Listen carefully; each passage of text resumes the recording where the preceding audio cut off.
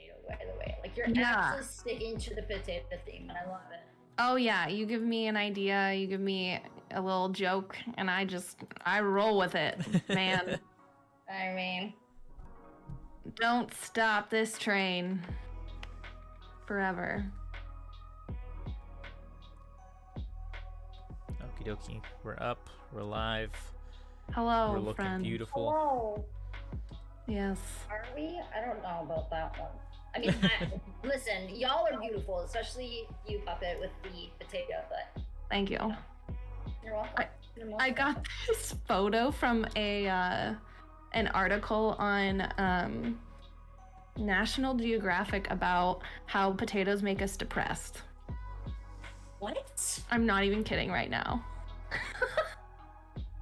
Okay, so tell me, how do potatoes make us depressed? Oh, I didn't I'm read so it. confused. Oh. How do? Oh wait, let me find this article. Now I want to know. Like, I genuinely want to know why people are saying they make you depressed. Is it because of the starch, like the carbs in them? I don't know. I don't know. Wait. Oh my gosh, there's so many cute. If you just Google sad potato, there's like so many cute little sad potato things. Anyway, potato. Sometimes I do worry about you. You know that, right? Yeah. Where is this article? Oh my gosh, there's so many great sad potatoes. Oh my lord. Oh my gosh. Okay. I will find it. Anyway, hi, we're here for a podcast. Yes. Are we though?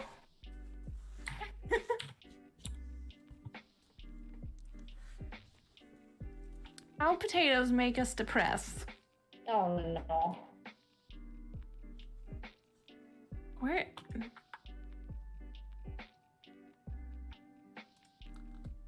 Oh yeah, are potatoes depressing from National Geographic? Okay. Tell me more. Baby. Sure.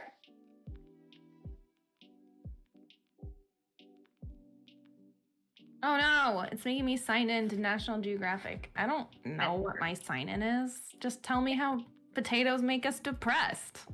We were just like, are we ready to start the podcast? And all of us were like, yes. And then now we're like, let's go live. And then we're like, okay, let's talk about potatoes. Let's talk about potatoes. Like, you know, forget about the podcast.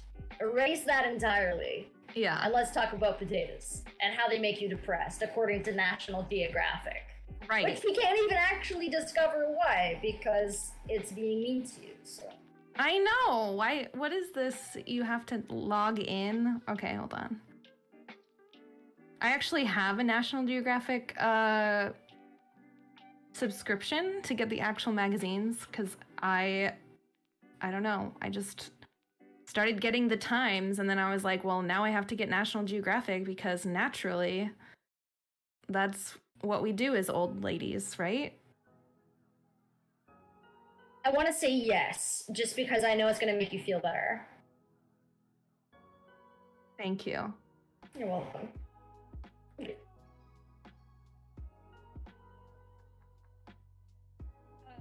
Oh my god, I found it. Oh yay. Okay, are potatoes depressing? I'll just go down to the conclusion.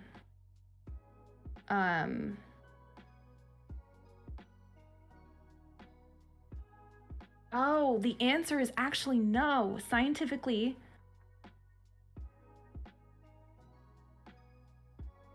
So then, wait, why does this article even exist then? Like, why was this even a question? I know, right? I'm so confused. Okay, wait. This is what happens when you, like, just... You only read, like, the article title, and you're like, I know everything about this subject now. Oh my lord. This is what happens, I suppose. Yes. Okay. Welcome back, Taz, by the way. Thank you. Yeah. Oh, I see. Okay, so the reason why they thought potatoes were depressing is because based on a study done, people who live in places where potatoes grow generally have a higher amount of people with depression. But it's not because of the potatoes, it's because of the cloud cover and the lack of sunlight. Well, I yeah. can't believe this was a thing. I don't understand the necessity of this article. I really don't. And it's National Geographic. Like, they're like legit, and they spent all this time. Amazing. I don't get it. I don't get it. I don't. I just feel we are all better for knowing About potatoes not making us depressed. Right. Awesome. Yeah. Okay. Anyway. Okay. I will stop distracting us. You know how we said, like, we're here to, like, we're actually ready? Yeah. That's exactly what I said when you were gone. God. Okay. All right. let's do the whole podcast thing. We don't have Sam's beautiful voice there to give our welcome to Game Raven Review. Oh, we get Taz this time. I'm so excited. Ooh. What's happening? Oops.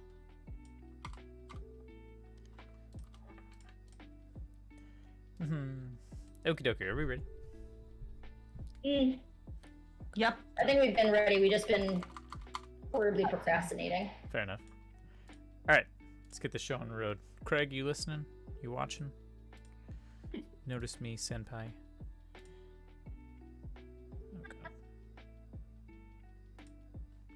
Okay. Okay. Here we go. In 3, 2, 1.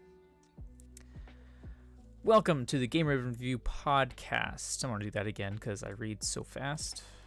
Oh my god. By the way, I spelled T on my keyboard, and now my keyboard's freaking out, so we'll have to deal with that. Well, that's good. Yeah, that's awesome. No. Love that. The worst. Okay, there we go. Oh god. In 3, 2, 1. Oh my Jesus. What are you doing?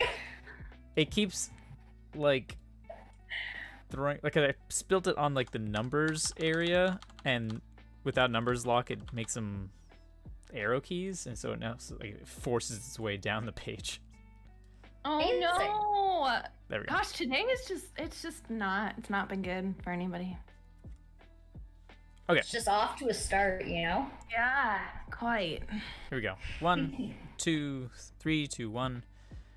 Welcome to the Game Raven Review podcast. We are a collective of content creators, writers, and indie enthusiasts whose mission is to introduce gamers to hidden gems in the indie game world.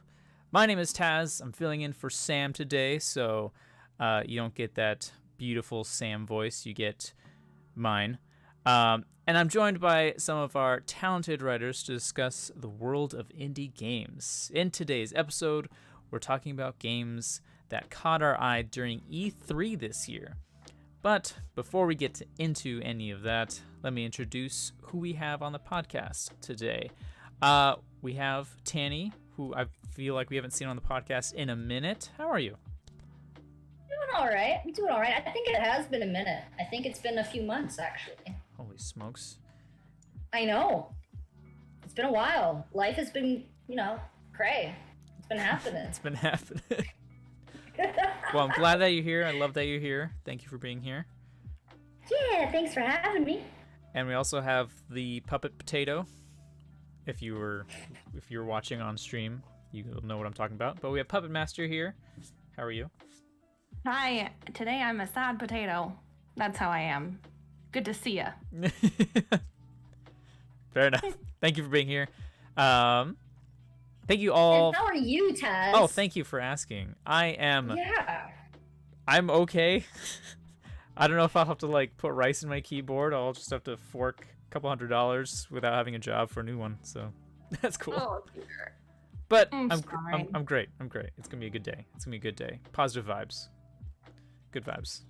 But thank you for asking. I really appreciate that. And with that, we'll be right back with what we are playing. And it's the music jams. Do do do do do do. See, I'm always playing I do the Konosuba. Jeopardy. The Jeopardy. Oh, I wonder if they have like Do, lo-fi do, Jeopardy. do, do, do, do, do. Is They probably lo-fi do. Yeah, go to Spotify, lo-fi Jeopardy. Someone must have made it. Oh, yeah. There's At least a lo-fi track everything. version or something. Okay, here we go.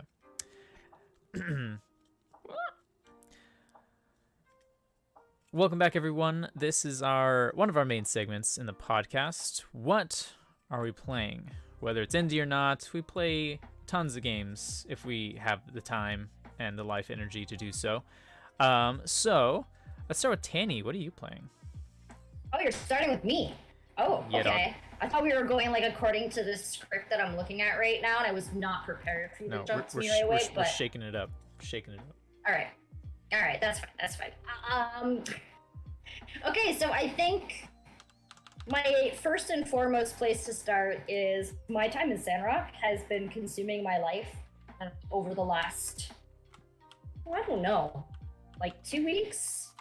I can't remember exactly when it came out. It recently came out at the end of May, and I was a little late to start playing just because I was playing something else at the time. I don't even remember. But I got myself to a point in my time in Sandrock where I am now caught up, I guess you could say, in what's available in the early access version right now. Because they released an early access, so they're not done, inputting content. The main story isn't done, so I'm kind of like, okay, well, this is a good spot to park my butt and start something else. So, I don't know if anyone here has played My Time in Portia, but it's the sequel to that. I don't know. Maybe? Yeah, I played My Time in Portia. I really enjoyed it. I didn't get so far into it because I was kind of letting things kind of update. But by the time they did, I just was on to other things. But I really enjoyed it for what it was. So I'm glad Sandrock seems to be improving on the first game. Oh yeah, it's 10 times better in my opinion, honestly. Like, they've improved on a lot. And you can really see it, like, the effort they put into a lot of the improvements and took a lot of community feedback. So that's really awesome. Can you still fight people? Oh yeah. Oh, yeah. Yes, that was my favorite.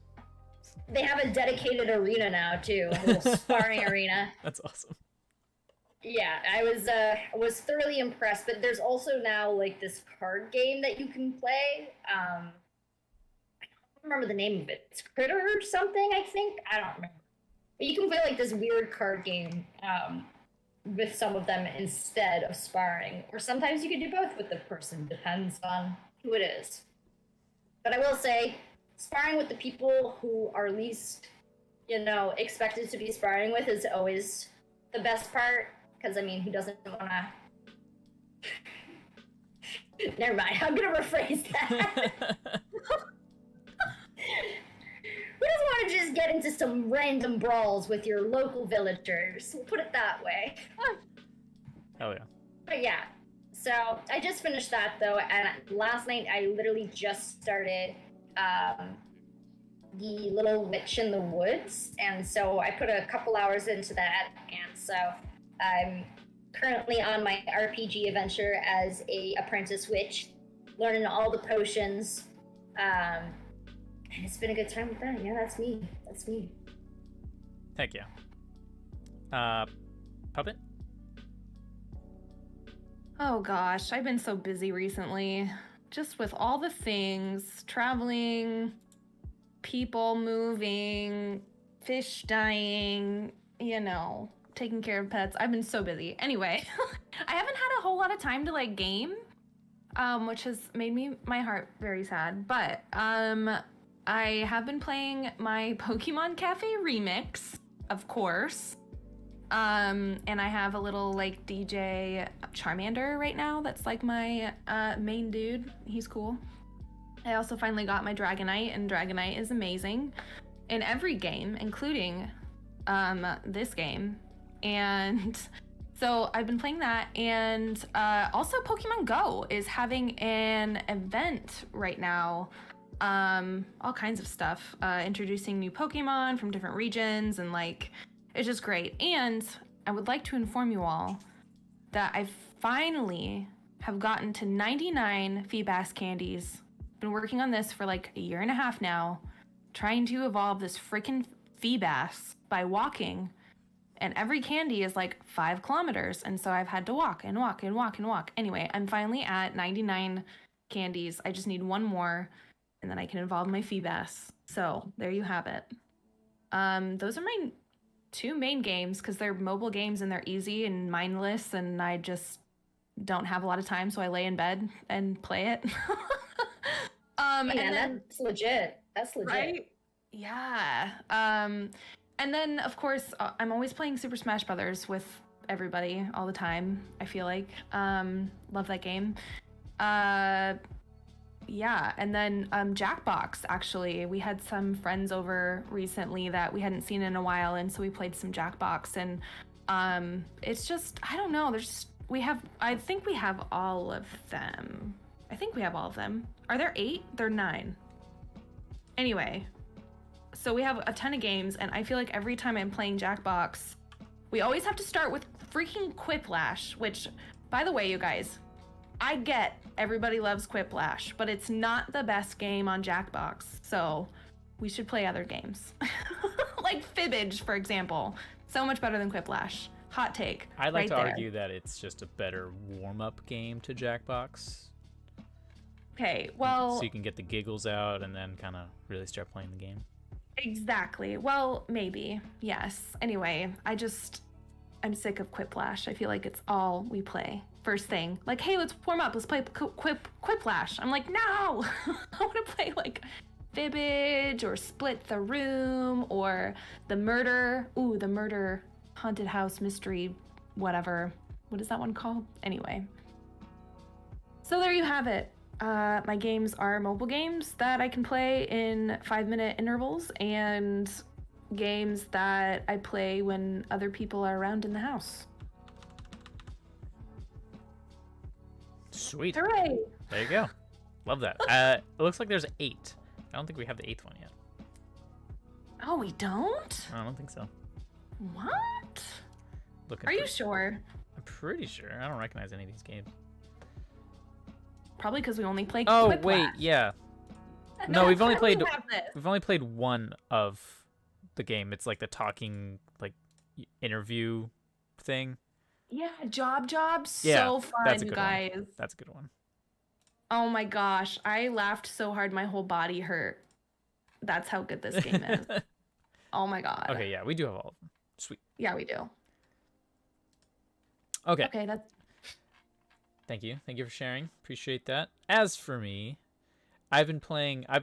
so I took a little break from Konosuba Fantastic Days, one of the greatest gacha games of all time, because they weren't really doing a whole lot in terms of like, because I had already gotten 3 stars on all the of like the chapters and the levels and missions and stuff, and like the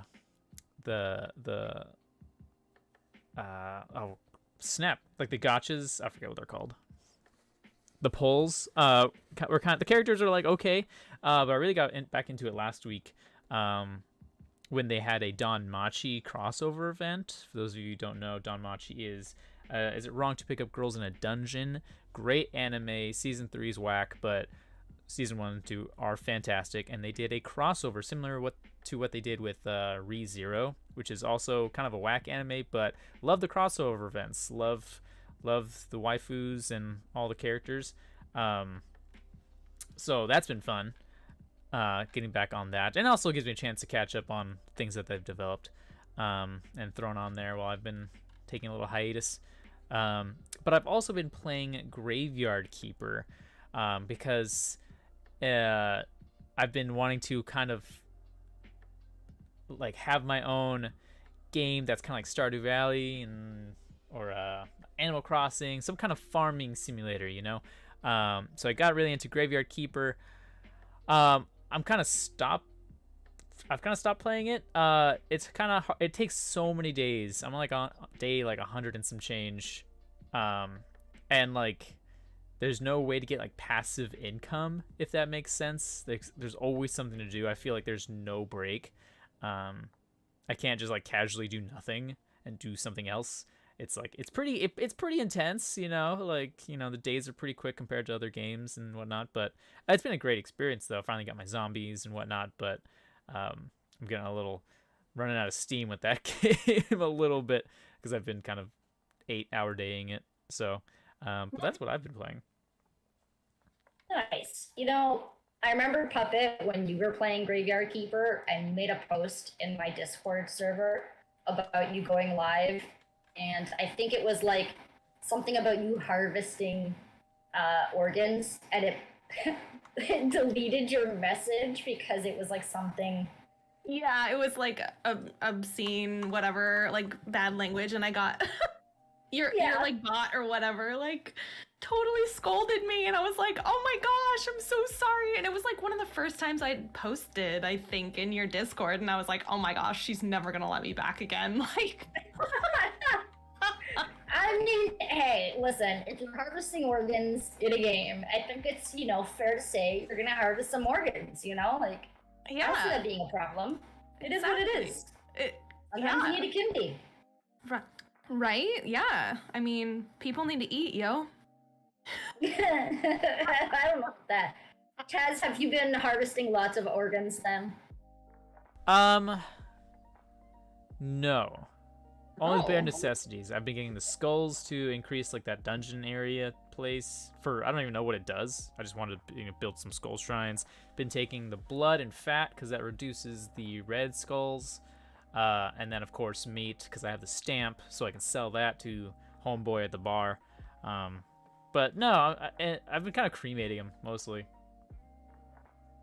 Wow. Yeah. Taking a completely different approach, I see. Yep. Cremating or turning them into zombies, either one. Because I finally got my alchemy center, so that's been fun. Nice. I think I love that. I think that what I love most about that game is just talking about it around other people who do not play it or don't know about the game.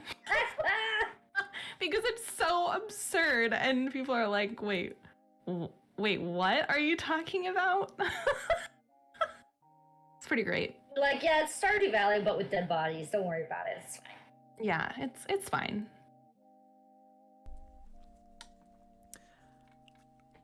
Excuse me. All right. We'll be back with the question of the week right after this.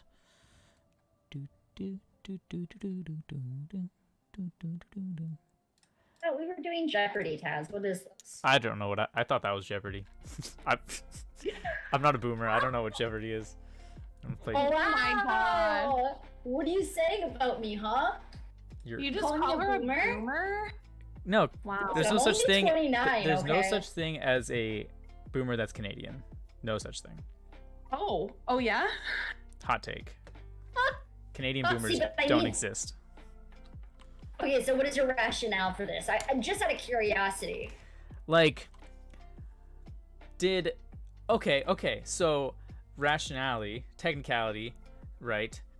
The term baby boomer comes from a specific time period, mostly because American soldiers going to war. I don't know if Canada ever like jumped ship or ever hopped on board to the whole World War II thing. So if they didn't, I wouldn't see a reason for them to boom some babies, you know? 100% did, my friend. Really? They 100%. What do you mean, really? Anytime America goes to war, we get dragged in it. Oh I God. dare you to like ask people on the street, hey, maybe not like Canada street, but like America street next time you're in for PAX. Be like, hey, Canada, World War II, what are your thoughts? A majority of people like myself would think that they were in World War II. Wow. Oh my God. I'm not saying that as a bad thing. I'm saying it, or like a good thing, bad thing. Like, it's bad that the U.S. has to drag people to their wars. You know what I'm saying? This is getting a little political, but I thought I was on the right. They didn't, though, during World War II. No.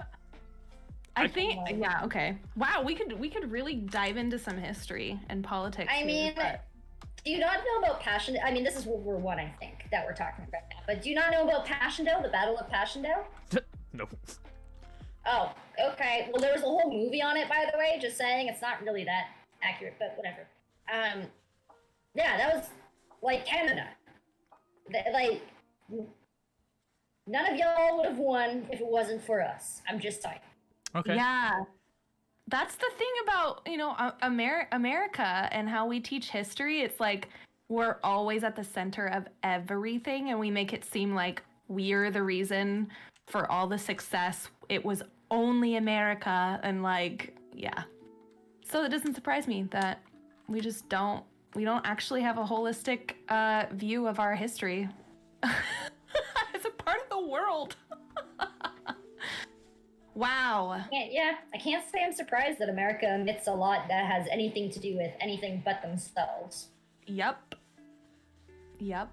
Wow, from potatoes to politics. Welcome to the Team Raven Review podcast.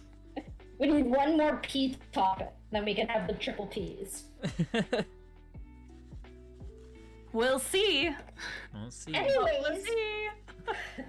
that was a very long commercial break. Yes. Okay, here we go.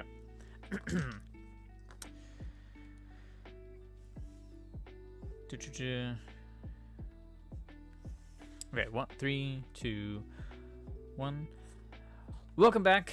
Every day we ask a question on our Discord for our followers to answer, and we decided to pull one of those questions to ask here on this week's podcast. This week's question: you're stuck in the backseat of a car on a 5-hour trip. What game are you playing? Puppet, let's start with you. Well, let's see. I mean, it's a toss-up. I would either be playing Pokemon Red or Stardew Valley mobile. Either one. Mobile, not even Switch, like just on your phone. No. Yeah, I would just be on my phone and playing and I said that because generally there's somebody else in the car who's using the Switch. So I would have to be on my mobile device. That's so funny. I didn't even notice that was my like default. Oh no, somebody else needs to use the Switch. So I'm gonna slum it on my phone. But in reality, if I could have the Switch, that's great. That works too. Taking the hit. You're taking the hit. Yes, I'm a giver, you know? Don't I look like it? I mean, you're a potato, so you must be. I know. A sad potato.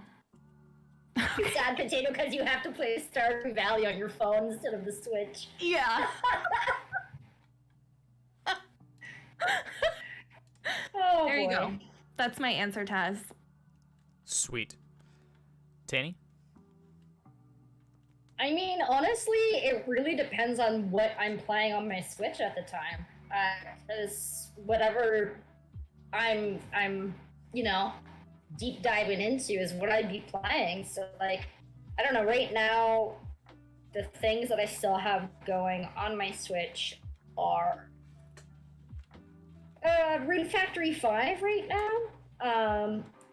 Yeah, I haven't finished Rune Factory 5. I also have, like Cozy Grove and Stardew Valley. That's kind of like chilling there that I would jump into every now and then. But yeah, I mean, one of the things I have been meaning to replay, and funny enough, I did actually play this game on a trip where I was in a 6-hour train ride. So, I mean, hey, kind of similar, right? Yeah. But I was playing Fire Emblem 3 Houses, and I've been meaning to replay that game. So I probably would, like, maybe pick that up, start that up again. Oh, that's a game that's been on my list because of Super Smash Brothers, because I'm always playing these characters and I'm like, where's this character? Oh, it's Fire. Anytime I have a question like, where's this character from? Oh, Fire Emblem. Oh, okay. They look awesome, like legit. And to be fair, a lot of them just play the same, though, realistically. In Smash Bros. This is my opinion. Personal opinion. They have a sword, they play the same. Yep. completely agree. Taz, are you typing in our My keyboard's broken, okay? I know. You're like a cat. Trying to do multiple things at once. I Oh. respect it, though. I do. Do you want my keyboard? No, My old keyboard? I have a wireless keyboard I can use. So, I mean, this keyboard's old, and they already have the second model for it that I've been meaning to get anyway, so Okay. it's kind of just a win-win. Although I can't sell this thing now, so that's great. But it's fine. It's fine. It's fine. Don't acknowledge the keyboard thing. It's all good. I won't make it anybody's problem than it already is. As for me, I would play Valheim. Valheim. Yeah. Is that on Switch? It Or is Steam on Deck, or- Steam Deck, dog, which I have. Oh. So I'd be. Oh, must be nice. Look at you.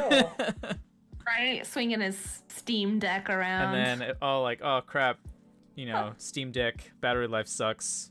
I'm gonna move over to the Switch and do something else. Right, so you steal the Switch from Puppet. Got it. I have my own Switch. Yeah. I have my own Switch. Now he has his Oh, own. look at him. I've been having my own Switch. What are you talking about?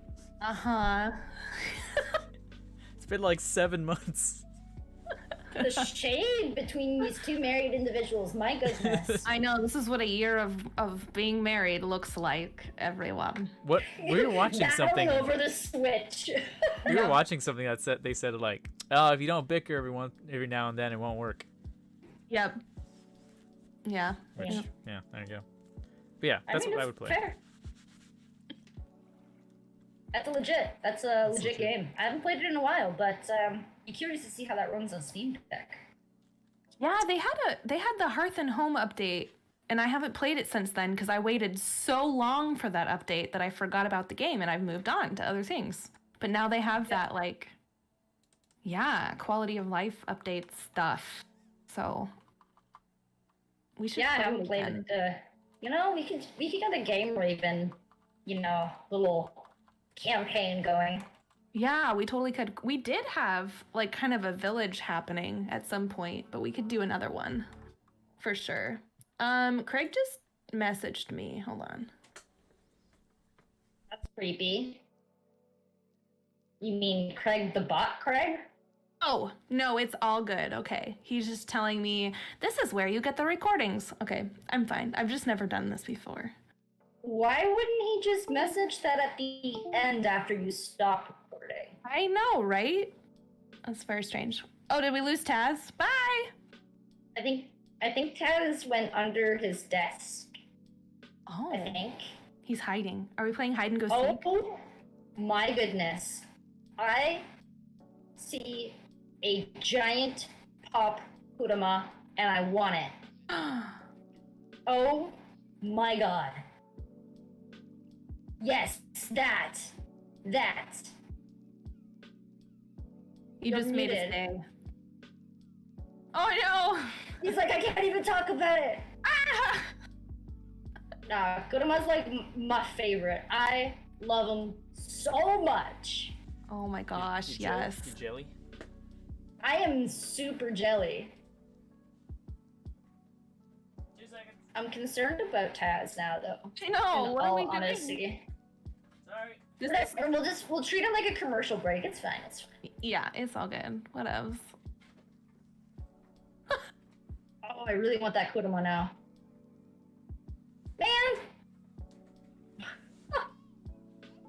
Yeah, he has so many pop figures down there. It's amazing. You could sell some of your pops. No. Oh, okay. But just hard no. Fast, hard no. Yeah. Oh. Okay. Hold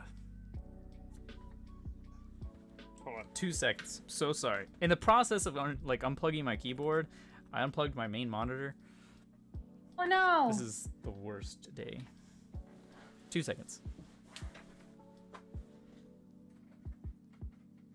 This happens to be a Sunday. Yeah, we're just falling apart this week, just all of us. I know.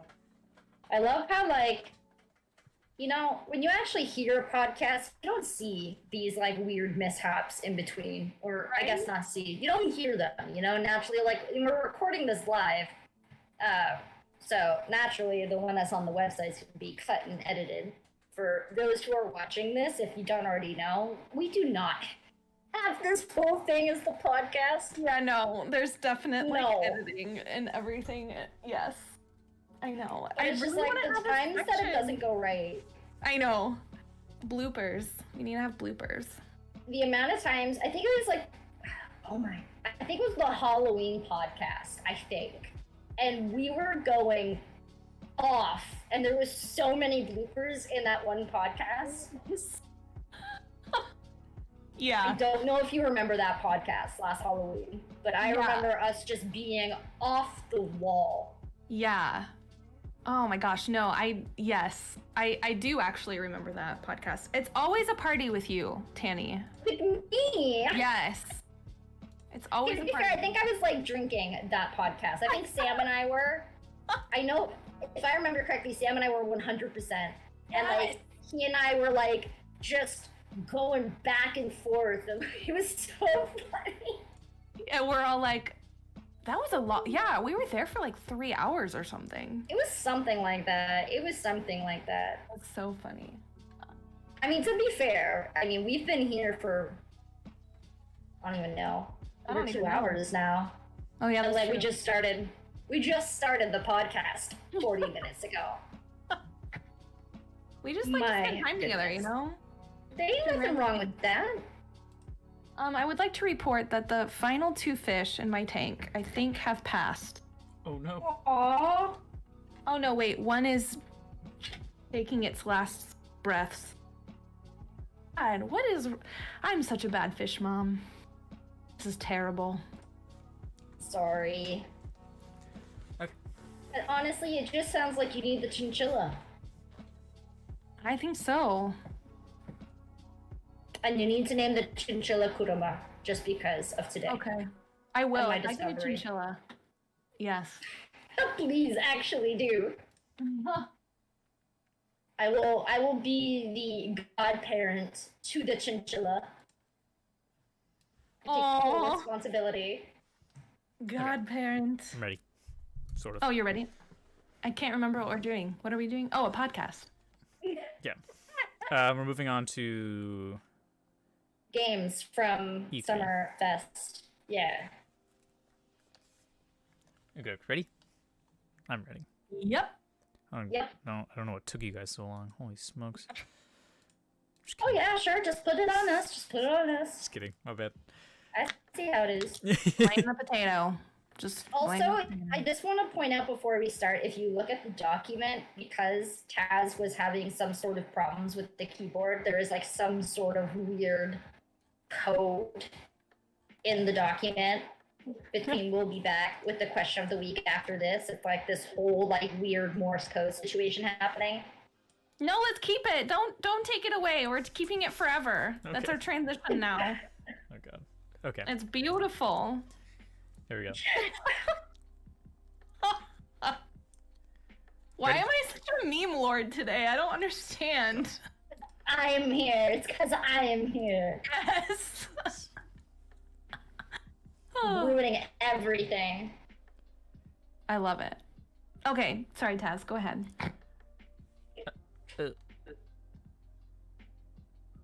Let's see.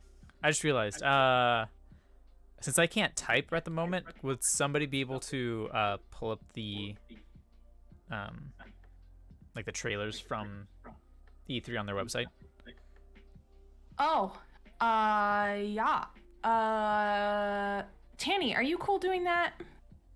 What do you want me to do though? Share just the trailers from their website of the games. Well, I think our internet can handle it.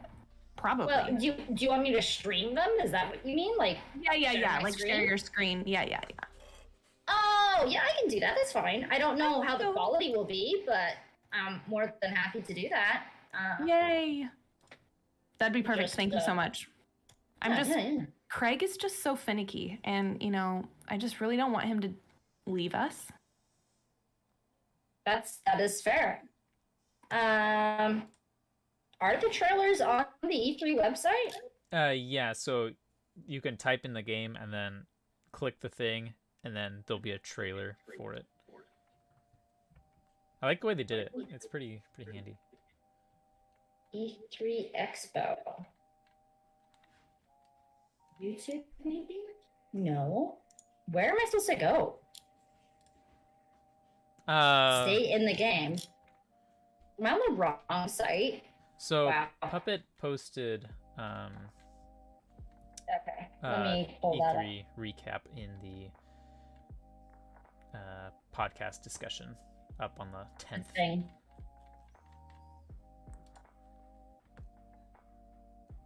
Aha! I have found it. I was sort of there. Okay.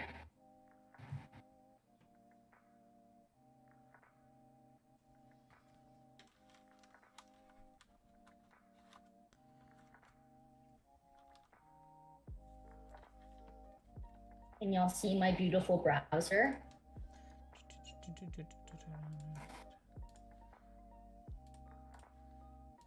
Yes. Awesome. So where are we starting? What am I doing? So we'll just go down the list, starting with Puppet, Okay. and then I'll start the I gotcha. introductions. Thank you so much for doing that. Really appreciate you. Oh, apparently this isn't on the list. The Cocopas. Yeah. Wait.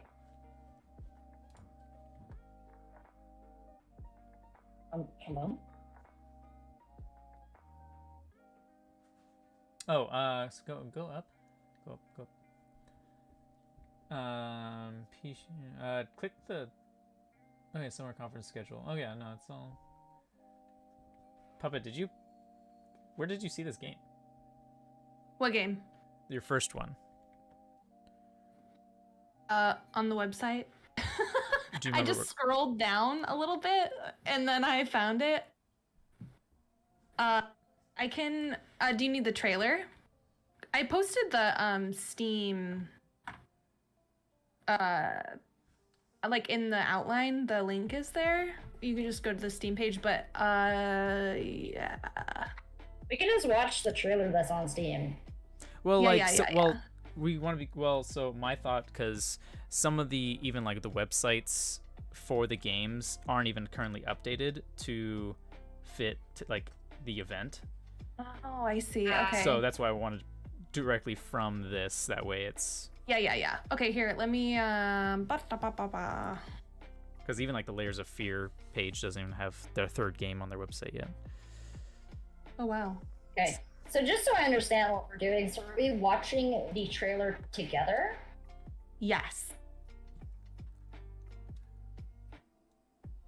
And then reacting to it. Let's see. I gotcha. Where did I... This is so fun. There's so much sausage being made today.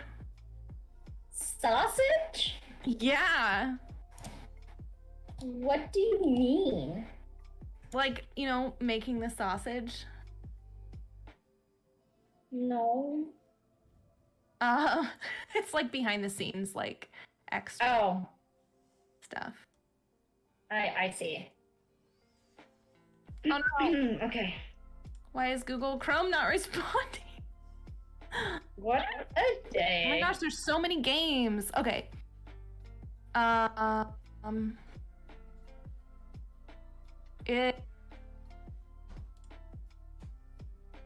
Okay, so how do I share this?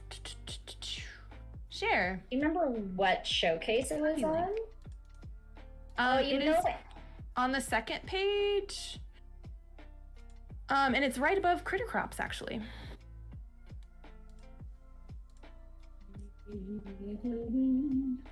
There's one.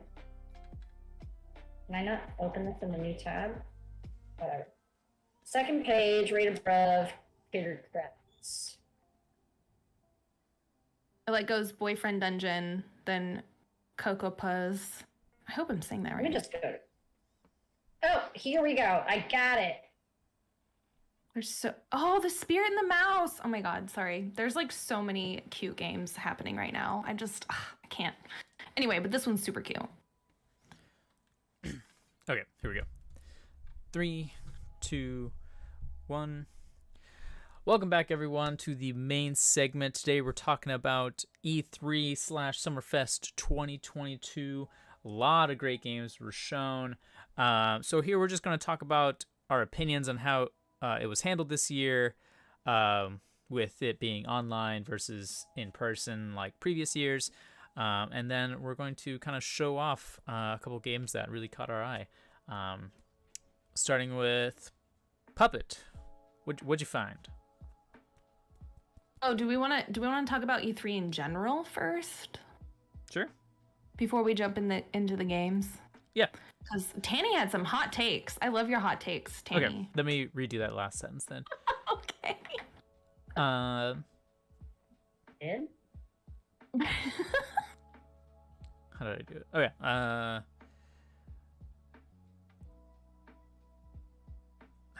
Crap. I forgot what I did. Caught your eye. Main segment, lots of great games. Yeah. We're gonna talk about something. Okay, yeah, let's start with Tanny and... Okay, yeah, that's what we're gonna do. We're gonna start with Tanny and your thoughts.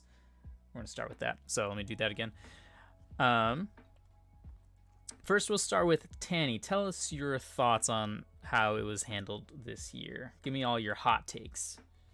My hot takes, according to Puppet. I mean, I personally just don't think it's really been, quote unquote E3 for a while. E3 kind of died with COVID. Naturally, it's not in person, and things haven't really been showcased as E3, but rather Summer Game Fest. And that's not really E3 so much as it is Jeff, right, who's running that show. And then naturally, everyone has their individual showcases that are kind of all stringed together underneath that umbrella. Like, personally, I didn't even look at this E3 website until today when y'all were, posting the links. The only place I've gone to is Summer Game Fest website. And, looked at the schedule there. And then the other places I've looked are Steam, and it was like Guerrilla Collective for the Steam sales, for example, right? The showcases on the games, or not showcases, highlights of the games that were shown in there. So, I don't know. I don't feel like E3 is E3. I don't know. I think it's not to call, this string of showcases E3 is not the proper way to go about it. I kind of throw it underneath the Summer Game Fest umbrella. That's my hot take. Yeah, I was kind of curious because I also see Wholesome Direct on here and stuff, and I thought that they were all different showcases, but apparently they're under the same umbrella. So they are all separate showcases. So you got, Day of the Devs, you got Summer Game Fest, the main one, you got the Xbox, the Microsoft and Bethesda one that just happened today, you have the Wholesome Games, etc., etc. They're all their own independent showcases. However, they are being streamed through Summer Game Fest, on the YouTube channel. I think IGN also hosts it there, but they're kind of all underneath this event. But they are their own separate showcases. And I don't know. I don't see E3 really mentioned anywhere. Because again, they're all their own thing, but still kind of under Summer Game Fest specifically. Yeah, for sure. Yeah. It's so different than what it used to be. Amazing. Puppet, did you have anything to add furthermore on your thoughts? Me? Mm-hmm. Oh, honestly, I mean, the way that conventions in general are going and how they're all being online and they're streaming things, and then they have pages like this where we can easily access all of the trailers on our own time. We don't have to walk around. I mean, there's great things about in-person conventions, for sure. And there was something great about what I remember E3 being way back when, you know, all those years ago. Back in my day. Back in my day, there was a stage. And but I honestly, like, as just the person I've become through the pandemic, I just really prefer this because then I can just take it at my own pace and I don't have to, like, take time out of my normal schedule. I can just kind of browse when I want to and see what I want to and filter things by searches rather than walking around a convention floor and, you know, hoping to see what I want to. So that's kind of my take on it. I think it's a good direction, and I've never really paid a whole lot of attention to E3. I've been more of like a PAX person or like Seattle Indies or like, you know, things like that. But it seems like to me on this E3 recap or whatever, there's so many indies. Like, indies are having a moment right now, and it's a little overwhelming, honestly. But I like this setup, how they have it, and we can just, you know, search for things and not have to leave our PJs. Because I'm a potato. Because you're a potato. Yes, potato puppet. Yes. But no, I think that's honestly, there's always been a lot of indies when it comes to E3, but the thing is they've always been outside of E3. Like, across the street from E3, there's like Day of the Devs, you know? Like, that's going on. And that's all indie focused. And then you've got all those other smaller showcases that kind of banded together along those lines. But E3 was, you know, the big boys, the big heavy hitters. And that's just kind of what it was always centered around. But there was always those other showcases that existed. They just weren't highlighted as much as they are now because of, again, the current world we live in. And I think that the shift to, again, Summer Game Fest, like with Jeff in general, is really the right direction. And personally, as someone who loves indies, you know, I appreciate a good AAA here and there, but I find the majority of my time is always spent on indie titles. Like, and also just seeing more indies get exposure like this, I think it's fantastic. I don't think it should go back to just being heavy hitters. And I don't know if it goes back to in-person, if they will, you know, finally combine things or not. I don't actually know. It could have already combined, you know, before COVID happened. I actually don't remember if, like, you know, they included each other in it. But regardless, I don't know. I would be curious to see if it happens in person again, what that looks like. Yeah, as of right now, I think the way that they're doing it, having like this kind of festival overall with different showcases highlighting different styles of games, different types of, you know, collectives together, I think that's...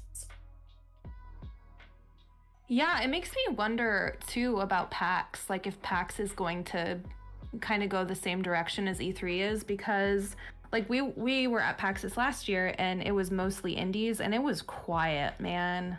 There were not a lot of people there.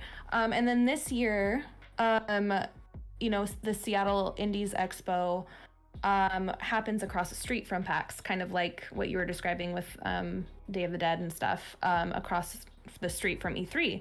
And so like that's the Seattle Indies, like they are all the indies. And yeah, you have like the indie mega booth and stuff like that, but I mean, if you really wanted like good indies, you would go across the street. You wouldn't even go to PAX. And so I wonder if it's gonna go the same route. Personally, I don't think so. There is actually an online PAX, like for example, PAX East Online is happening this month, I think. I don't know, sometime soon. They do host like an online situation. But with that being said, I've been both to PAX East and PAX West this year. PAX East was packed. Like, I Really? mean, packed. Saturday was stupid crazy. But you have to remember too, though, Puppet. See, like, PAX East or West, sorry, last year was the first PAX in Yeah. a long time. Like, it was the first one back, and people were still hesitant. You know, they weren't quite sure how they felt about exhibiting, being around so many people, you know, being kind of in those close quarters. Because, again, you know, the pandemic wasn't quite over its worst humps, we'll say, you know, like it was still kind of there and looming. So a lot of people just weren't comfortable, and that was the general feedback from a lot of, you know, devs, was that they don't want to participate just because they're not comfortable. But I didn't see that type of reaction in April when I went to Boston for PAX East. It was more of, yeah, you know, we're over the hardships. You know, still it's around, but like, you know, it's better. And they still made you check, like, you know, that you were vaccinated. Like, you still had to do that check like you did at PAX West. But, and you had to wear a mask. Like, they had, like, enforcers walking around where if you weren't wearing a mask, they would, like, slap a mask on you. Yeah. Yeah. So they were still being cautious, but there was definitely not that hesitation from the devs for PAX East as there was for PAX West. So I personally think this September for PAX West is going to be a lot packed, like more packed than it was last year, 100%. Yeah. Yeah, wow. It's a weird time, man. Says the potato. Says the potato. Cool. It's a hard time to be a potato. It's a hard time to be a potato. Thank you both for your thoughts. Really appreciate that. Let's get on to some games, yo. Games. I want to see the games. I want to see the games you cats picked. Starting with Puppet. Yay. Mind you, this is, you know, as I scroll through all of these, I just keep seeing ones that catch my eye. There's like so many. But this one was the first one that kind of caught my eye, mostly because cat, and we love cats. And also, it is a, like a life sim, and I love my life sims. And if I can do a life sim as a cat, like, that's always a win. So, and I've seen a lot of them. But the art style is very interesting on this. Can we watch the trailer, Super Duper? Yeah. Am I good to press play for everyone? Is everyone ready? Yeah. Yes. All right, here we go in 3, 2, 1, kitty time. Throw it on the big screen. Full screen. Sorry. As you may have heard, we were brought on to Koko's Atlas to continue Got you. the this year. In Koko's Atlas, you will embark on a grand journey to an unknown planet. Since last year, we've been working hard to implement a procedurally generated farm and crafting adventure following our adorable adventurers Kokopa and Palomero. We're really excited about our vision for the game, and we hope that our new Wholesome Direct exclusive demo will get you excited too. We'd love for you to check it out. Oh. What do you think? They have an exclusive demo. I do. Yay. Oh my goodness. And I have to say, you have a little chick following you around, Yep. and you're a cat. That's Yep. pretty, that's adorable. And the little chick has glasses. I know, he has like these goggles on and this like little like, oh my gosh, it's so cute. Mhm. Yes. And I've like, you know, mind you, I feel like a lot of indies are going this like crafting route. Like I don't know, the story is you get gifted something from someone and you start like your own farm and you have to upkeep it and stuff. But this is cool because it's a space cat. Like, they're from outer You're a space. space cat. You're Yeah. a space cat. And yeah, it just landing on a different planet or like landing on this planet and then like having to figure everything out just sounds really fun to me. I don't know. It's an uncharted world with uncharted potential, as they say. And I just love, I don't know, I just love cozy games where you can just kind of really get, I mean, I have so many hours in Legend of Zelda and Animal Crossing and all of that. And they mentioned that those were inspirations for their game. And so I definitely think I'll spend a lot of time in this. And the artwork is different. Like, it's not like, what is this? It's like a top-down claymation type of artwork. And I've seen this with a couple other games recently where they're using different like textures and art styles to create games. And I love how like creative devs are getting with this. So yeah, there you go. Cocoa Puzz Atlas. Did I mention that that's the name of the game? I honestly don't even remember. Okay, well, my first game is Cocoa Puzz Atlas, and it is by Rafael Martin. Go follow him on Twitter. Solo developer. I think it's his first game, I'm pretty sure. Under how do you say it? Ace. How do I say that word? Aestheticien. I can read. You sure? Starting to doubt this now. Aesthetician Labs. How do you say that word? Okay, so I'm on the Steam page. A-E-S-T. Oh my gosh. It's like aesthetic, but then like what is this? Okay, anyway, Rafael Martin. We're just gonna keep that because Puppet can't freaking read today because she is a sad potato. I mean, I was gonna try to help you, but then I realized that me trying to help you probably wouldn't be good because I suck at reading sometimes, most times, let's be honest. So, yeah, sorry. Can't help you there. Yeah. Oh, hi, Josh. All right, you just saw that now. Yes. Is it my turn? Is it my turn? Can Yes. I go next? Go for it. Yeah. Okay, so the first one I picked was actually a game that I was lucky enough to play the demo for at PAX East this year. It's I don't know if I can say this right. Econy Islands. I think it's Econy Islands. An Earthlock adventure. So it's an Earthlock game, and the devs were super awesome.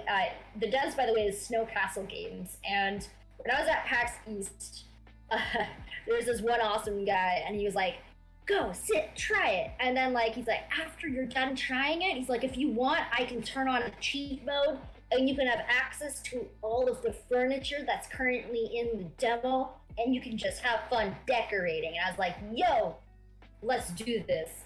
So I was super lucky to be able to kind of do that. I think I played it on Sunday, on the last day, or Monday, whenever the last day was. I can't even remember. It's been so long. But ultimately, the game is pretty much like an adventure exploration game. There's building elements to it. There's crafting. The story itself, at least from what I've seen, seems very lighthearted, cheeky. The dialogue was kind of fun and witty at times from the different creatures I interacted with. So it was a lot of fun when I played it. And so seeing it, excuse me, in the Summerfest was super awesome because they actually announced that they will be going into their Steam beta on July 17th. So just in 5 days, they'll be going into a open beta on Steam. And so yeah, it's going to be out, the estimate is Q3 2022, so I would imagine sometime soon-ish following the beta. It is going to be, I think, released in early access, if I remember correctly, as well. But it will be on all consoles, as well as PC, so PlayStation 5, Xbox Series X and S, and Switch, and all the funs. So yeah, that's kind of the game. Are we going to watch said beta trailer? Yeah. Yeah. Let's do it. All right, let me click it. Click. I got you on the full screen. Thank you. Woo! tranquil island was hidden from the world. But one day, its shield vanished. The magical Amri once gave life, but now corrupts it. And all creatures, great and small, are being enslaved. Can you save Ikene Island? Embark on an enchanting adventure. Explore a land of secrets. Free and befriend all kinds of animals. And use their talents to make new discoveries. Battle enemies. Or just hang out. Build your home. Decorate it however you like. And help develop your hamlet. Grow all kinds of crops on your farm. And craft everything you need to thwart greedy pirates, repel monsters, and uncover mysteries. In time, you can explore and restore peace to Ikone Island. A new Earthlock adventure is about to begin. Ikone Island, coming soon on Steam. Ikone Island. I will always hear it like that now. Yeah. I totally did not, like, I don't think I said it right. What did I say? Ikoni? I think I said Ikoni Island instead of Ikone. I don't know, same difference. I mean, close enough, right? Close enough. Hey, you know what? You're doing great. Oh, You're doing thanks. great. I try. But see what I mean? It looks so cute. And it's like, So cute.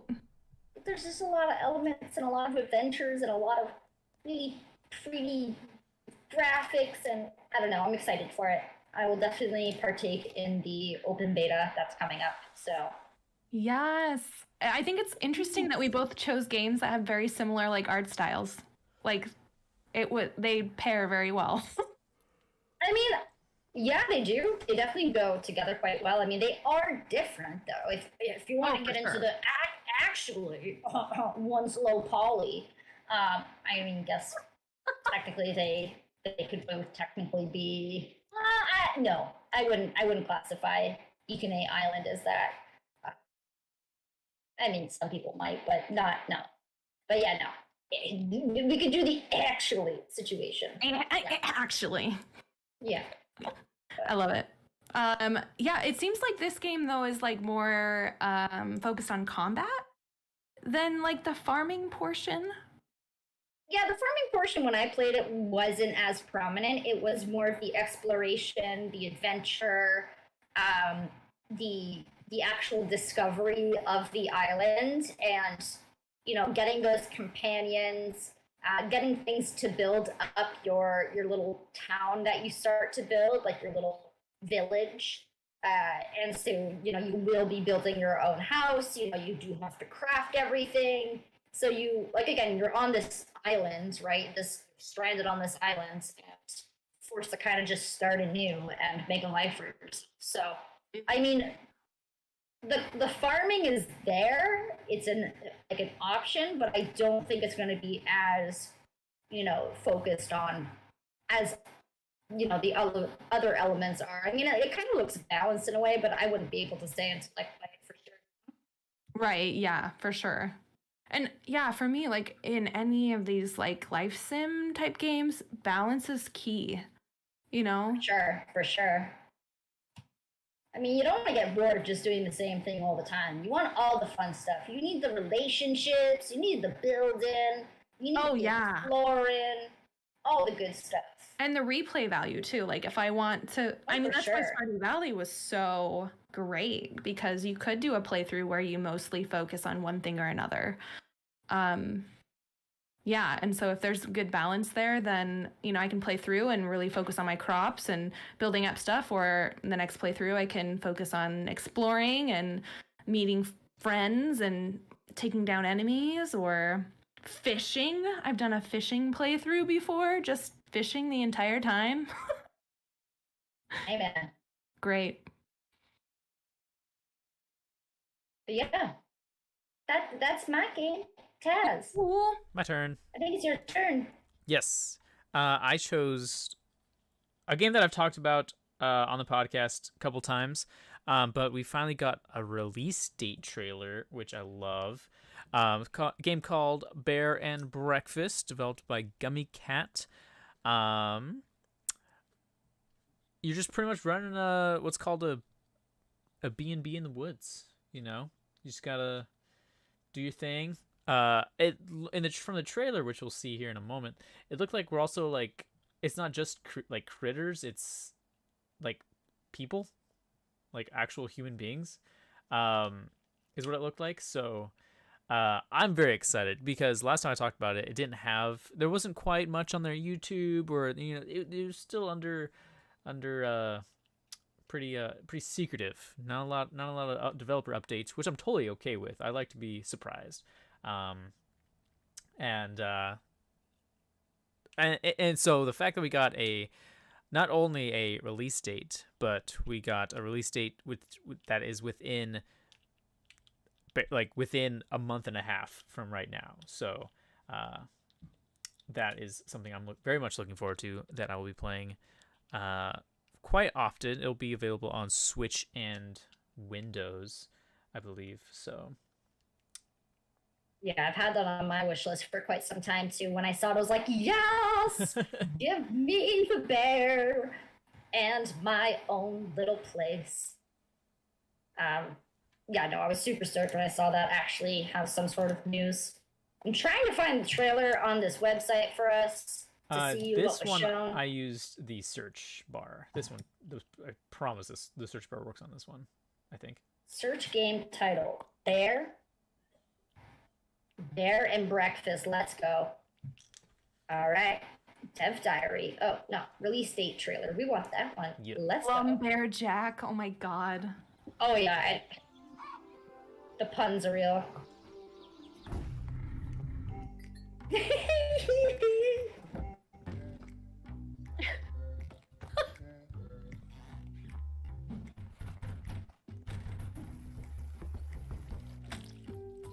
Oops. I love him so much. Oh no.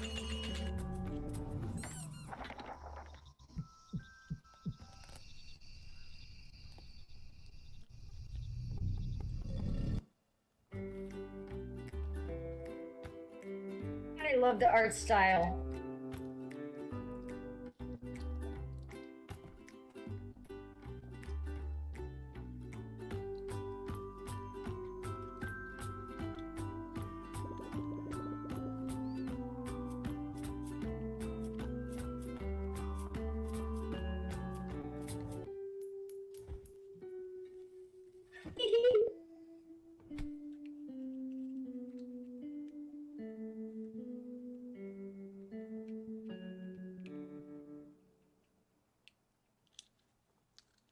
So ready for this.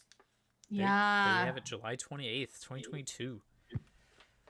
Let's go. Also, I just realized that the developer of this game, their logo is a cat with its butt showing, and it's like the little X butt, you know. Oh. You see that? The gummy cat? Yeah, gummy cat. Cute. Why is it so cute? Anyways. There you have it. Bear and Breakfast.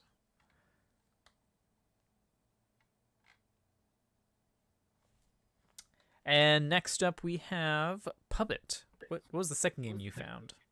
Oh, the second game I have talked about many, many times on this podcast, but I am going to mention it again. It's Critter Crops by Skyreach Studio.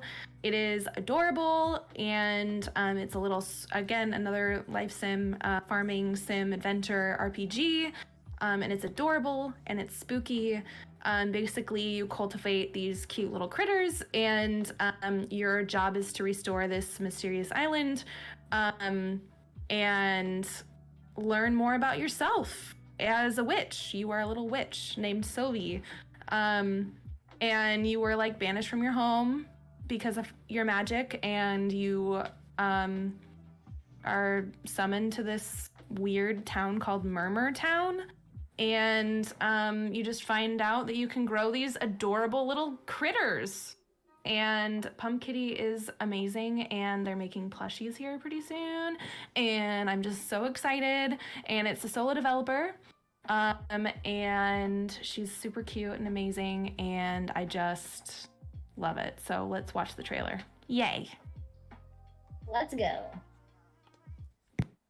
You've been invited here to restore the island alongside adorable creatures known as critter crops.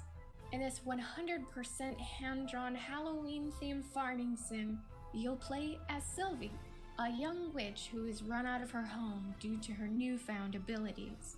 Invite outcasts to stay in your town and protect your way of life. Unlock magical spells to protect yourself and your critters, and restore the island to its former glory. I just love the storybook feel to it. Oh, for sure. I think the art style's so soft and like the pastel colors. I don't know. I really like it. I think it's adorable. I'm ready. But then again, I mean, you give me like a life sim, farming sim, and I'm kind of there. Especially if there's a cat in it. Like the first game you showed, there was cats, and I'm like, pretty sure I said it. Yeah, in my review that I recently wrote for Cat Cafe Manager, I was like, you give me anything with a cat, and I'll immediately like just give it a nod of approval because cats. Yep. You know? Yep. So it's a, like it's a bright pumpkin time cat, mood. let's go. Yeah. So many cats. I love it. It's good. Alrighty. Tanny, your second game? Yeah, so my second game is something that I feel like I saw a while ago, but then it just came back to my radar during the Summerfest, and it's called The Garden Path. It's by Carrot Cake, and I'm kind of intrigued by it because it gives me the same type of feels as Cozy Grove, because from my understanding, it's like it goes on it follows your time. Like, what do you call it? Oh my goodness. I know there's a name for this. It follows like real time, you know? And so different seasons, there like is different events and different dialogue and different things going on.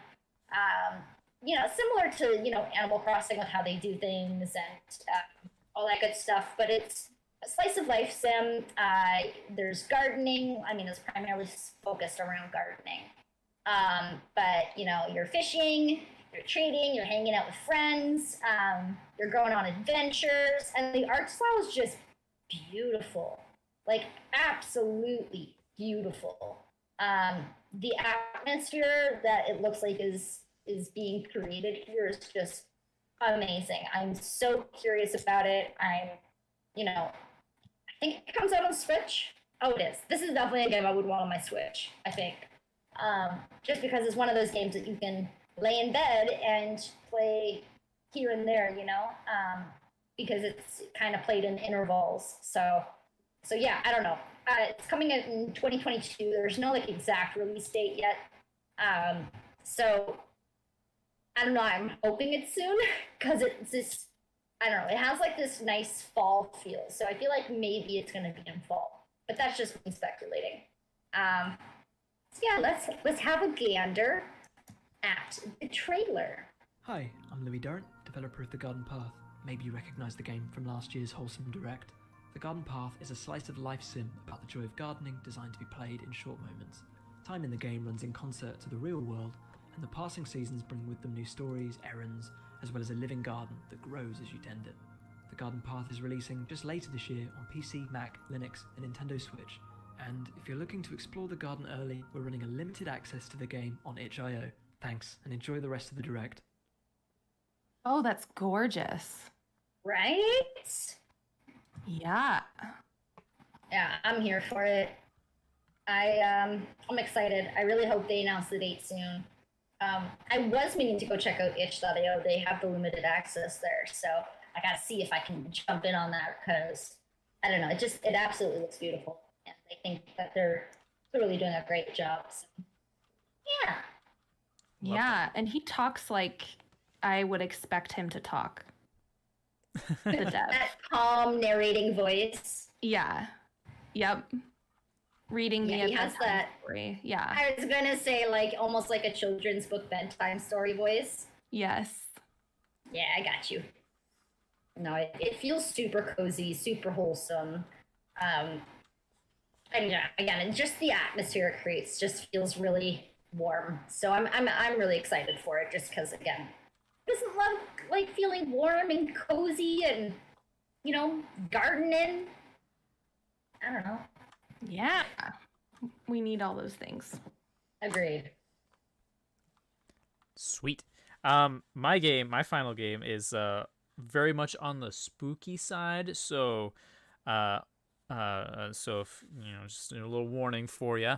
A game called Layers of Fear 3, developed by Bloober Team. I've played all of Bloober Team's horror games, from like the Blair Witch Project, Layers of Fear 1 and 2, The Medium, and then there's another one that was kind of like not as, it was one of the earlier ones. I can't remember the name of it.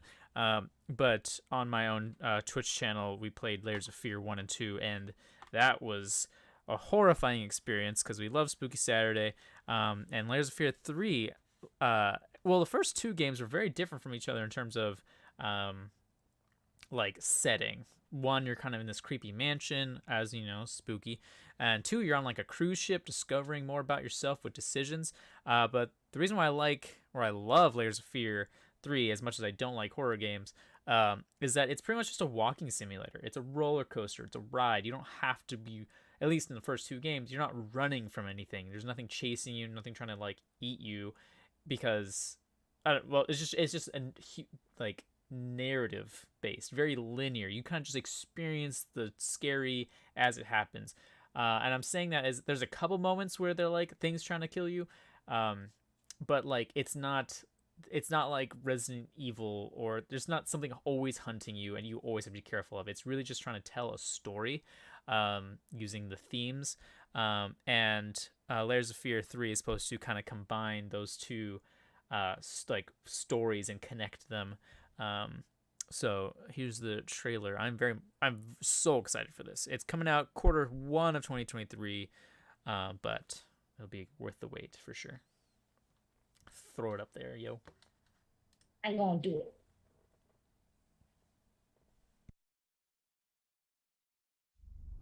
Someone once said insanity runs in our family. Let it run.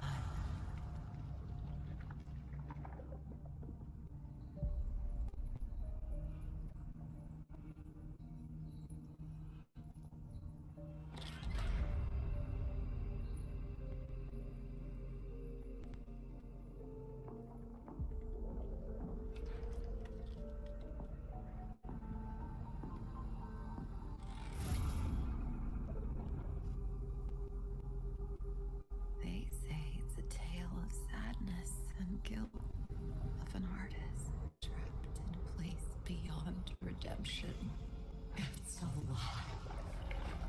This is a story of my fear, pain, and hatred, of the horror of my loneliness. And it is mine to tell. Now I see it. All this misery, all this suffering. There was no other way. Shouldn't have. You really shouldn't. Ooh. An empty shell cannot live forever. It cannot live at all.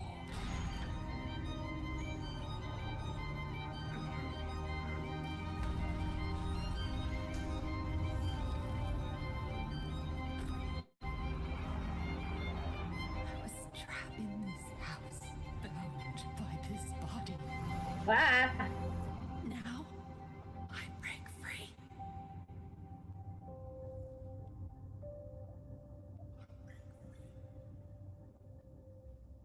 Yeah, that's creepy.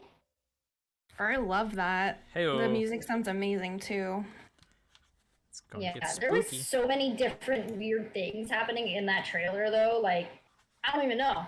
Like, 1 minute I'm in a house, you know, looking at some chains and some creepy, like, old wheelchairs in, like, an insane asylum type setting, and then I'm seeing, like, a giant skeleton body, like, just taking over. I don't even know. Like, I don't even know what I was watching, but definitely got me the spooks. I got the goosebumps. So, Got the. but then again, I'm a huge baby when it comes to scary games. Like, I'll scream at almost like anything when it comes to like, oh my god.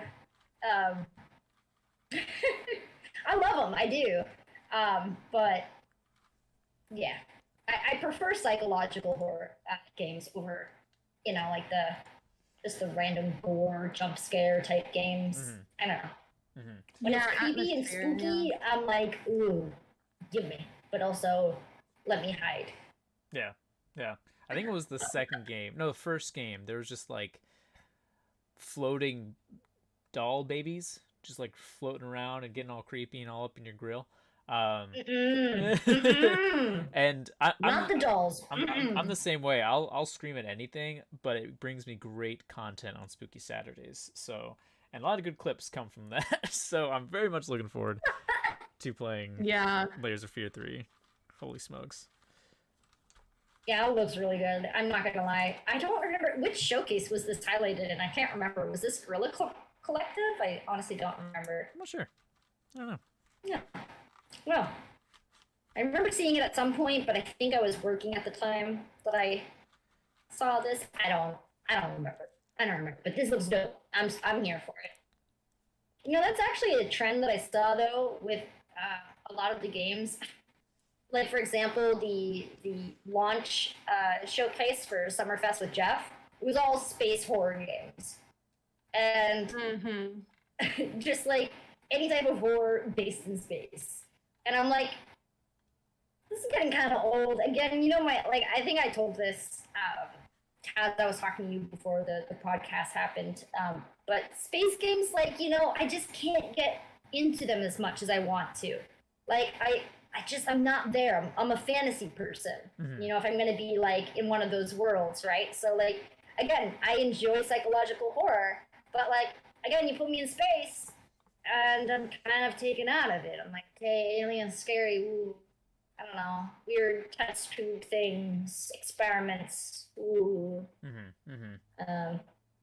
So yeah, I don't know. Like, there was a lot of horror games that were introduced, I feel like, this summer, but all of them were in space. So it's nice to see this not in space. A little bit more grounded. Yeah. I mean, if anything, you're in a painting, which I'm here for. I mean, the first game, you're in your head, so. That's... Ooh. I don't know how I feel about that. My head's a scary place. Oh yeah, no, it's great. I love horror games that just like, there's more to spooks. Life is scarier than some monster trying to eat me, because 100%. they're just trying to bring out my life and all my failures and whatnot. Really hits home, you know? It really hits home. Or the monster is just a visual imagination of a traumatic event, and that's like, real life is a lot scarier than... Oh, yeah. Oh, my God. Hey, Taz, I'm so sorry. Craig just left, even though he looks like he's still here. So let me add him just back again, just a second. Oh, my goodness. Okay. Tanny, do you have the third game? I do, but I mean, like, did we want to call it at the 2 games? Yeah. I'm good, yeah. We can call it. Yeah, okay. Hold on. I'm going to leave and then come back. Okay. I mean, I initially had 2, right? So. Yeah. Oh. Craig is It looks like my camera's having, like, a spaz attack on stream. Oh, there it goes. Oh. I don't know. Josh, you played Dead Space? Yes, I did play Dead Space. And there was that elevator moment where I had, you know, something fly at me the moment I got out of an elevator, or the elevator door opened, and I never trust elevators again because of Dead Space. So, just saying. Dead Space ruins me when it comes to elevators. I don't trust it. Taking the stairs from now on. Honestly, I prefer, at least I can run away. If I'm stuck in an elevator, I'm screwed, man. some weird tormented baby-like things attacking my face. Okay, Craig's back. Craig, you good? Okay. Craig replies. Can you imagine? Oh my god, now that would be creepy, I'm just saying. That'd be horrifying. Oh yeah, for sure. So yeah, we're gonna call it at 2 games each, yeah? Cool, sounds good. Puppet, we good? Alright, cool. We Gucci? Wait, where'd she go? Hello? I'm right here. Oh, okay. Hello? You ready? You I'm good? a potato. You good? Craig's good? I think Craig is good, yeah. Cool. Thank you for doing that. Appreciate it. Okay, let's wrap this sucker up. Let's do this. In 3, 2, 1. Thank you so much for tuning in to the Game Raven Review podcast. I have been your substitute host, Taz. You can find me on all the social media, Twitter, Twitch, Facebook, Instagram, TikTok, all that great stuff, at TazTDevil3. I will soon be revamping, not necessarily revamping, just a check-in in my own channel, so with an undetermined date now that my keyboard is broken. But hope to see you cats on the social medias. And as always, you can find us on Twitter. Let's see, am I doing this right? Okay, no, I'm going to do that again. So cut that part. And thank you to my wonderful, wonderful people here with me today. Tanny, where can people find you, dog? Yeah, I mean, I'm pretty easy to find because I'm the same username like everywhere. So it's at Tanyers. So that's TANNYERZ. Most people call me Tanny. Some of my handles, though, I think it's like Twitter and Instagram are at Revel Geekdom. But if you type in Tanyers or Tanny, you probably will see me come up pretty quickly. But yeah, I'm mainly on Twitter. I have an Instagram that has been a desert field for a long time. So if you wanna connect, Twitter is usually good. I'm also on Twitch. I haven't streamed in months, but maybe one day. I may not have T in my keyboard, but an undetermined date of stream will happen eventually. So yeah, that's me. Awesome. Thank you so much. And Puppet, who are you? I am a sad potato today, but usually I am Puppet Master N, and you can find me on all the socials and on Twitch under Puppet Master EN. And yeah, that's me. Thank you so much. And as always, you can find us on Twitter, Facebook, Instagram, and TikTok at Game Raven Review, and also on Twitch, where our streamers are bringing you a different indie game, 7 days a week. You can also find us more. Oh my goodness, I'll just do that over again. And also on Twitch, where our streamers are bringing you a different indie game 7 days a week. You can also find even more incredible indies by visiting us at GameRavenReview.com. Have a fantastic week. We'll see you next time. And clear, right? And clear. Are you sure? Are we good now? Good with Gucci. Can I start spewing the swears again? Wait, we're still alive. Hold on. Oh, no. I'm not going to spew the swears. I know we're live. I know. It's good. I did really good, okay? I did even, mildly slip up. I just want to say. Well done. I know. I'm proud of you. That's impressive for me, okay? It's amazing. Okay. Let's see. Yay, goodbye, Craig. Thank you Craig. for your service. Hi, Craig. Alrighty. Well, thank you, Tanny, for hanging out with us. Thanks, Tanny. Appreciate you.